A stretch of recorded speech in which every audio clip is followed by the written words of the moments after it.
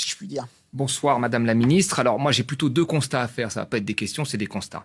Le premier constat, c'est que dans une crise, pour moi, il faut avoir une analyse rétrospective et prospective. Et sur l'analyse rétrospective, force est de constater que tout ce que la Macronie a voulu casser, c'est-à-dire l'État social, la baisse de la dépense publique, les 15 milliards d'économies sur l'assurance maladie, qui était écrit dans le programme d'Emmanuel Macron, la suppression de 120 000 postes de fonctionnaires, c'est ce qui nous a sauvés pendant la crise du Covid.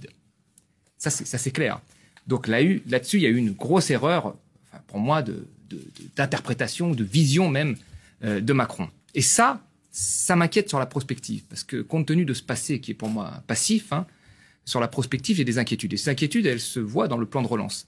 Le plan de relance que vous avez fait, c'est une baisse, c'est plutôt un plan de compétitivité pour moi. Plan de compétitivité qu'on pourrait appeler vert, je ne sais pas si ça existe la compétitivité verte, mais on peut l'appeler comme ça. C'est une baisse d'impôts avec un pari, une baisse d'impôts adressée aux entreprises qui s'ajoute à toutes les autres baisses d'impôts que nous connaissons avec l'IS notamment, avec ce pari que la baisse d'impôts va faire des investissements et des emplois.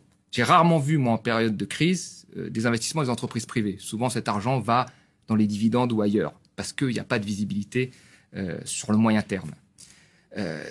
Donc, il y a une baisse et de l'autre côté, il y a une baisse de fiscalité pour les entreprises, et de l'autre côté, il n'y a rien pour les plus précaires. En fait, c'est 0,8% sur l'ensemble des 100 milliards qui sont donnés aux plus précaires via le ticket universitaire à 1 euro et l'augmentation de l'allocation de rentrée, mais il n'y a rien d'autre. Or, l'argent que l'on donne aux plus précaires, ça va directement dans l'économie et ça soutient la consommation. Donc pour moi, ça me fait très peur. À mon avis, ce plan de relance va être balayé très rapidement par les plans sociaux que vous avez facilités avec notamment la loi travail.